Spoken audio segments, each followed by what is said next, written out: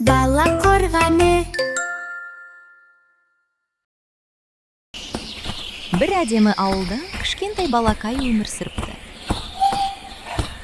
Анасы көмектескен сайын ол рахмет айтуды ұмыта беретін. Рахмет сөзінің қаншалықты маңызды екенін ол білмепті. Сол түні ол ерекше түс көрді. Бұл рахмет сөзі жоғалып бара жатқан әлем еді. Мұнда ешкім бір-біріне алғыс айтпайтын. Рахмет айтылмаса, мейірім азаяды, деді ол. Балакай бәрін түсіне бастады.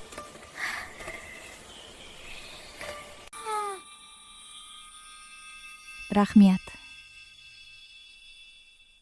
Секір қайта оралды.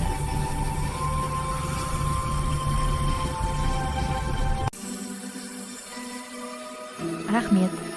Жүректен шығатын ең әдемі сөз. Бұл тек түс емес еді. Рахмет, анашым. Рахмет, деді ол күлімдеп.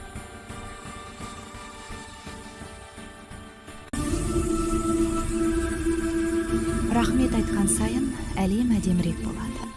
Ал сен рахмет айтып жүрсің бе?